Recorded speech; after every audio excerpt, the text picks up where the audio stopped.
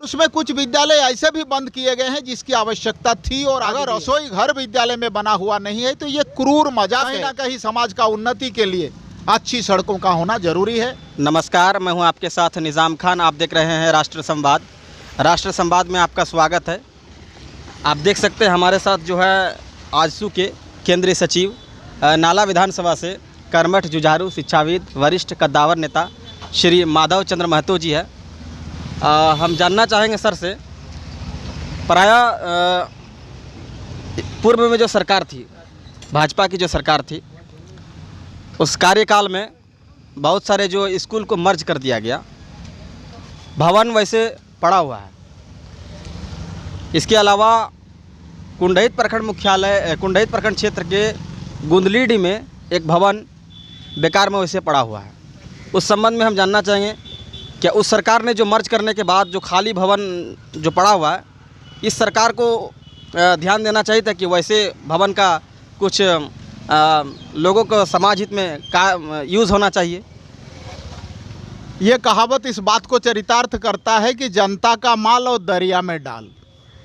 सरकारें आती और चली जाती हैं, उनकी नीतियां, उनको इम्प्लीमेंट करने वाले लोग ये कार्यपालिका होते हैं, और कार्यपालिका के गलती के चलते कई बार सरकार की महत्वपूर्ण योजनाएं, सरकार की जन लाभार्थ जो योजनाएं बनती है, वो योजना भी धूल चाटती दिखलाई पड़ती है। आपने कहा कि मार्जर का जो प्रश्न है, निस्संदेह मैं कह सकता हूं कि कुछ विद्यालय उस समय ऐसे खुल गए थे जिसकी आवश्यकता नहीं थी, और उसमें कुछ विद्यालय ऐसे भी बंद किए गए हैं जिसकी आवश्यकता थी और आज भी है। मैं सिर्फ इतना ही नहीं, गुंदलीडी के बारे में कहना चाहता हूं कि इस प्रकार का बहुत सारा भवन सरकार के पास ऐसा पड़ा हुआ है जो बिल्कुल अबंडेंट नहीं था, जिसको कम पैसे के लागत से रिपेयरिंग करा के हम कई प्रकार का कार्य उससे ले सकते थे, और आज भी उस प्रकार के भवन की आवश्यकता है। जैसे मैं आपको उदाहरण के तौर पर बताऊं, ये जो कॉलेजेज हैं, इसमें जितने रूम हैं, आप पश्चिम बंगाल में चले जाइए तो आपको पता चलेगा कि जनरल कॉलेज में ही बीएड का सेक्शन चलता है, बीटी का एक अलग सेक्शन चलता है। मैं चाहूँगा इस प्रकार का जो भी भवन है, जैसे कई प्रकार की गतिविधियाँ एनजीओज़ के द्वारा, सरकार के विभिन्न अनुषंगी इकाई के द्वारा बारंबार रिमेडियल और रिकरेंट ट्रेनिंग की व्यवस्था होती है। गुंदलीडी ब्लॉक मुख्यालय से बहुत दूर नहीं है, और मैं खुद देखा हूँ, वो बहुत अच्छा भव्य पंचायत मंडप बना हुआ है, लेकिन सरकार इससे काम नहीं लगी और जनता के पैसा से नए सिरे से भवन बनाएगी, इसलिए कि इस भवन बनाने में जेई से लेकर ठेकेदार तक का कहीं ना कहीं डायरेक्ट इनडायरेक्ट लाभ की बातें होती हैं। इसलिए मैं चाहूँगा इस सरकार से कि वैसे विद्यालय जहाँ विद्यालय की आवश्यकता है उसको मार्ज करके बंद कर दिया गया है, इसको पुनः उस जगह में विद्यालय खोला जाए। सरकार का पहला जब झारखंड सरकार बना, और झारखंड सरकार में पहले जो बाबूलाल जी मुख्यमंत्री बने, उनका ये कॉन्सेप्ट था कि हम हर टोला हर गांव के लोगों को वही शिक्षा का ज्योति, शिक्षा का अलग जगाने के लिए विद्यालय खोलेंगे। कालांतर में उनके सपना के साथ लोगों ने दुर्व्यवहार किया। इसलिए मैं चाहता हूं कि झारखंड जंगल, पहाड़, गांव, नदी, तलहट्टी का प्रदेश है। इस प्रदेश को हम एजुकेशन हब अगर बनाना चाहते हैं तो सरकार, जो वर्तमान सरकार है, मैं बारंबार इनसे अनुरोध करना चाहूँगा कि पुनः शिक्षा को प्रतिष्ठापित करें, और ऐसे विद्यालय जिनकी आवश्यकता आज महसूस होती है वहाँ विद्यालय को पुनः चलाएं। और सरकार के अलग अलग डिपार्टमेंट में आपको बताऊं कि पूरे नाला में एक पॉलिटेक्निकल कॉलेज नहीं है, पूरे नाला में आईआईटी की कल्पना मत करिए, लेकिन आईटीआई नहीं है, पूरे नाले के अंदर में आपका जो आंगनबाड़ी के लोग हैं, इनको ट्रेनिंग देने के लिए कोई उस प्रकार का भवन नहीं है। आप समझ सकते हैं कि इस विधानसभा का, इसको तो ऊपर वाला ही बचा सकता है। यहाँ जो भी लोग प्रतिनिधित्व किए, इन तमाम लोगों को इस आपका इंफ्रास्ट्रक्चर डेवलप करके यहाँ के मानव संसाधन को कैसे ऊपर ले जाया जाए, और पूरे देश के पैमाने पे, पूरे देश के अग्रणी में एक नाला विधानसभा भी आए, वो कल्पना लोगों का नहीं था। और यही कारण है कि यहाँ का लोग आज भी बेचारा बना हुआ दर दर की ठोकरें खा रहा है। और जानना चाहूँगा सर, बागडेहरी में प्राथमिक स्वास्थ्य केंद्र जो बेकार पड़ा हुआ है, हालांकि उसमें नर्स रहती है और CHO भी है। CHC पदाधिकारी से मेरी प्रभारी पदाधिकारी से बात हुई थी, तो उन्होंने कहा कि वहाँ पर एक CHO है नियुक्त, लेकिन वहाँ पर डॉक्टर नहीं है। और वहाँ के लोगों के मुताबिक जब मैंने लोगों से बात किया तो दवाई तो छोड़िए, दवाई तो हद हो गया। वहाँ के लोगों ने यहाँ तक कह दिया कि झारखंड की स्वास्थ्य व्यवस्था पर लोगों को विश्वास नहीं है। हम लोग झारखंड के स्वास्थ्य व्यवस्था पर भरोसा नहीं करते हैं, इसलिए यहाँ के डॉक्टरों से हम लोग इलाज नहीं कराते हैं। और पश्चिम बंगाल के सिवड़ी, बर्धमान, आसनसोल जो 60-70 या तो फिर 150 किलोमीटर दूरी पर जा कर के छोटी मोटी इलाज वहाँ जा कर के कराते हैं। इस पर आप क्या कहना चाहेंगे? देखिए, मैं बिल्कुल आपके विचार से सहमत हूँ। और अगर ये कहा जाए तो सरकार कई बार गांव में जो प्रैक्टिस करते हैं, जिसको हम क्वाक कहते हैं या कुछ लोग उसको झोला छाप डॉक्टर भी कहते हैं, ये प्रैक्टिस ना करे, इसके लिए कई बार गवर्नमेंट की चिट्ठियां निकलती हैं। मैं सरकार से जानना चाहता हूं कि आपको इन आबादियों की चिकित्सा के लिए आपके पास प्लान क्या है। जैसे हर स्वास्थ्य उपकेंद्र में, सामूहिक स्वास्थ्य केंद्र में क्या सफिशिएंट डॉक्टर हैं? अगर इंटेलिजेंट डॉक्टर नहीं है, MBBS MS वाला डॉक्टर नहीं है, और मैं दावे के साथ कहता हूं, सरकार किसी भी एजेंसी से मेरी इस दावा का सर्वे करा ले, जांच करा ले कि 90% गांव की जनता आज भी देहाती डॉक्टर, झोला छाप डॉक्टर पर ही अपना जिंदगी निर्भर करता है, ट्रीटमेंट निर्भर करता है। मैं आग्रह करना चाहूँगा कि इस प्रकार का बागडहरी जैसे अनेकों जहाँ जहाँ आपने बिल्डिंग बनाया, वहाँ पर आप पहले इंटेलेक्चुअल डॉक्टर, MBBS डॉक्टर का पदस्थापन करें, उसके बाद क्वाक का प्रैक्टिस बंद करें, पहली बात। और दूसरी बात, मेरी तो ये राय है कि अगर समाज का एक बेरोजगार लड़का जो इंटरमीडिएट, ग्रेजुएट या पोस्ट ग्रेजुएट करके आया था, आपने रिमेडियल और रिकरेंट ट्रेनिंग के द्वारा उसको पारा टीचर आपने बनाया, यानी टीचर बनाया, जिसको आज हम सहायक अध्यापक के नाम से आदरपूर्वक उनको संबोधित करते हैं। अगर एक समाज का वैसे ही लड़का जो यूनिवर्सिटी से ब्रांड निकलता है और उसको आप लगाते हैं काम में, शिक्षा के काम में, अलग जगाने में, शिक्षा और स्वास्थ्य समाज का सबसे बड़ा सेक्टर है। और स्वास्थ्य के क्षेत्र में जब हम जाते हैं तो क्यों नहीं ये क्वाक डॉक्टर्स को, क्यों नहीं हमारी उन बेटियों को जो ISC बायोलॉजी के साथ, +2 बायोलॉजी के साथ पास किया हो, उसको आप रिमेडियल और रिकरेंट ट्रेनिंग के तहत उनको आप नर्स बनाएं।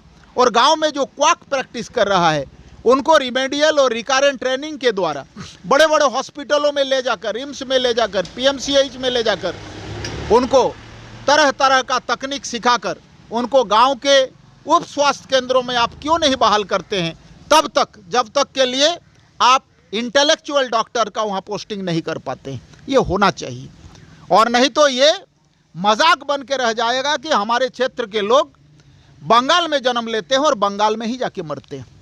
और मैं कहना चाहता हूँ, मैं बार बार इन बातों को कहता हूँ कि जब कमज़ोर प्रतिनिधि आता है तो इसी प्रकार का रिजल्ट आता है।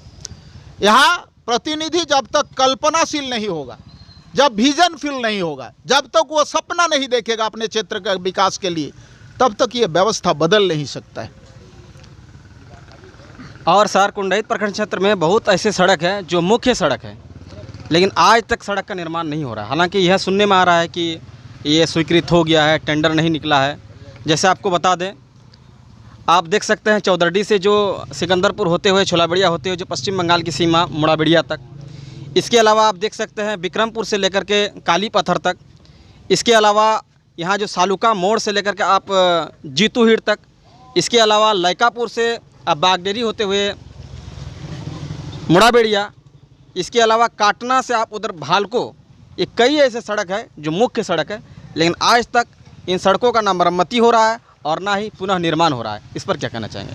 देखिए, गुड गवर्नेंस का मतलब ही हुआ कि कम से कम जो 5 या 6 पब्लिक सेक्टर पर बढ़िया काम करे, उसको अच्छी सरकार कही जाती है, जिसमें मैंने आपको बताया शिक्षा, स्वास्थ्य, यातायात अच्छा विद्यालय, आपका बिजली, बढ़िया शासन, तो हर क्षेत्र को आप उठा के देख लें। पेयजल की संकट को ले लें, रोड का संकट को ले लें, नाला विधानसभा में ये एक तरह कहिए कि लोग अभ्यस्त हो चुका है और लोगों ने मान लिया है कि ये हमारी नियति है। और आप देखेंगे कि जहां अच्छे प्रतिनिधि बनते हैं उनका सड़क का तुलना आप नाला के सड़कों के साथ कर लीजिए तो साफ पता चल जाएगा कि ये व्यवस्थाएं सरकार में होता कौन है। ये जो सेगमेंट बांटा है, 81 सेगमेंट है, 81 विधानसभा है, हर विधानसभा का एक एक जो जनप्रतिनिधि हैं, एक एक जो एमएलए हैं, जहां ऊर्जावान, नैतिक स्तर पर उन्नत, कल्पनाशील, विवेकशील जहां पर प्रतिनिधि बनते हैं वहां का विकास होता है। और यहाँ सड़क के मामले में विशेष करके हम तो धन्यवाद देना चाहेंगे कि नाला एक ऐसा विधानसभा है जिसमें कई प्रकार का कल्चर है। यहाँ आपके भोजपुरी बोलने वाले भी एक दो आदमी मिल जाएंगे, 95% लोग यहाँ बांग्ला बोलते हैं, कुछ लोग हिंदी खोरठा भी बोलते हैं। तो विभिन्न प्रकार का कल्चर का ये विधानसभा है। और बंगाल को जो जोड़ता है जो सड़क, वो सड़क का ये हाल है, तो इसको हम दुर्भाग्य ही कह सकते हैं। और मैं चाहूँगा वर्तमान सरकार से में कि अविलंब अपने संज्ञान में लेकर, आपके माध्यम से मैं ये सरकार से आग्रह करना चाहता हूँ कि इन सड़कों को उन्नत सड़क बनाया जाए, क्योंकि कहा गया है कि सड़क धमनी के भांति होता है। धमनी में जैसे शुद्ध आपका खून हृदय में जाता है और हम जीवनी शक्ति को प्राप्त करते हैं, कहीं ना कहीं समाज का उन्नति के लिए अच्छी सड़कों का होना जरूरी है। और मैं पुनः एक बार मांग करता हूं कि नाला विधानसभा के अंदर जो भी जर्जर सड़क है, इसका डीपीआर बनाकर युद्ध स्तर पर सड़क का काम किया जाए, रिपेयर किया जाए। मैंने आपका बहुत समय लिया और 2 प्रश्न आपसे, मैं आप 2 प्रश्न का जवाब आपसे लूँगा सर। मैंने विभिन्न स्कूलों का दौरा कर रहा हूँ, उसमें से देख पा रहा हूँ कि जो स्कूल में जो हैंड वॉश यूनिट है ज़्यादातर ख़राब पड़े हुए हैं। इसके अलावा मैंने अपने संपर्क सूत्र से भी पता करने का प्रयास किया, तो जामताड़ा ज़िला में कुछ स्कूल को छोड़ करके मैक्सिमम स्कूल में जो हैंड वॉश यूनिट है वो ख़राब पड़ा हुआ है। उस पर आप क्या कहना चाहेंगे? ये सब सरकार इसलिए बनाई है कि इन तमाम चीज़ों का इस्तेमाल होना चाहिए। मैं आग्रह करना चाहूँगा विद्यालय प्रबंधन समिति के लोगों को, वहाँ के प्रधान अध्यापकों को कि इन विषय पर ध्यान दें। लेकिन मैं अगर व्यावहारिक सच्चाई में आप आइएगा तो ये जो इनोवेटिव एजुकेशन के नाम पर जो एक ड्रामा चल रहा है, अलग अलग एनजीओज आके कई प्रकार का जो विद्यालय में काम जब से शुरू किया है तब से आप एजुकेशन में डेटोरिएशन हुआ है। आप समझ लीजिए कि पिछले 2 वर्ष कोरोना का काल रहा, लेकिन इस बार का अगर रिजल्ट को आप देखिएगा मैट्रिक का, तो हंसी आएगी। और बीइंग ए टीचर, एक शिक्षक रहने के कारण मैं जब देखता हूं कि अधिकांश लोग इस बार प्रथम श्रेणी में उत्तीर्ण हुआ, उसका मान क्या है, उसका स्टैंडर्ड क्या है, ये मैं समझ सकता हूं। ये भविष्य के लिए, समाज के भविष्य के लिए एक खिलवाड़ है। इसलिए ये व्यवस्था सुधरनी चाहिए। हो कहीं भी आग लेकिन आग जलनी चाहिए। कहावत है ना कि मेरे सीने में नहीं तो तेरे सीने में सही, लेकिन हो कहीं भी आग लेकिन आग जलनी चाहिए। ये व्यवस्था बदलनी चाहिए। और मैं सर बता दूं आपको, प्राथमिक विद्यालय राजपाड़ा ये कुंडहित प्रखंड में, और एक प्राथमिक विद्यालय दुधानी जो फतेहपुर प्रखंड में है, दोनों विद्यालय में अभी तक जो स्कूली बच्चे को जो एमडीएम बनता है उसके लिए रसोई घर नहीं है। इस पर क्या कहना चाहते हैं? और एक आखिरी सवाल जो है मेरा, वो अभी तक जो अजय बराज नहर है उस पर अभी तक पानी नहीं आया, क्योंकि ये जो क्षेत्र है कृषि कर ही अपना जीवन यापन करते हैं। ये जो सुप्रीम कोर्ट के आदेश के द्वारा एमडीएम का संचालन हर विद्यालय में होना सुनिश्चित हुआ है, और ये कानून बन जाने के बावजूद भी अगर रसोई घर विद्यालय में बना हुआ नहीं है तो ये क्रूर मजाक है। और एक तरह हम कह सकेंगे कि माननीय सर्वोच्च न्यायालय का अवमानना है, उसका आदेश का अवमानना है, न्यायादेश का अवमानना है। ये अविलंब बननी चाहिए। संज्ञान में लेनी चाहिए यहाँ के पदाधिकारियों को, और इसको अविलंब इन बातों को उठाना चाहिए और इसका समाधान होनी चाहिए।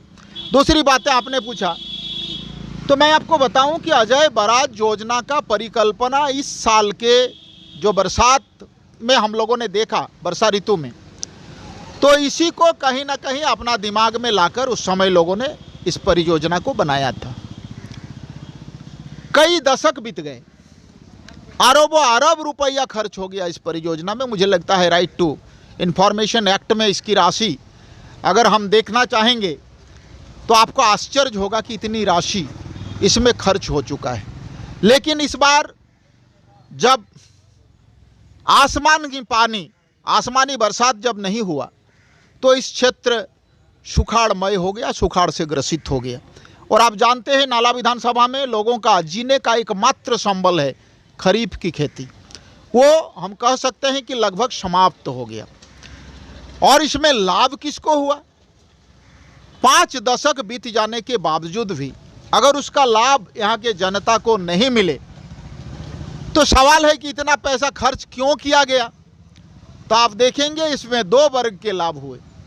एक उसमें कार्यरत जो आमला तंत्र होते हैं, इंजीनियर से लेकर उनके बाबू लोग तक, और दूसरा अगर किसी ने नाजायज लाभ उठाया तो ठेकेदारों का लाभ हुआ है।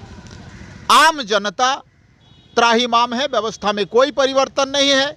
मैं तो मांग करता हूं कि अविलंब ये जो तटबंध टूट जाने की बात कह के और इंजीनियर्स भागते हैं अपना दायित्वों से, यह आरसीसी का तटबंध बनना चाहिए। अविलंब इसमें आरसीसी का काम होना चाहिए ताकि यहाँ के जनता को खरीफ के समय में खेती के लिए सफिशिएंट पानी मिल सके।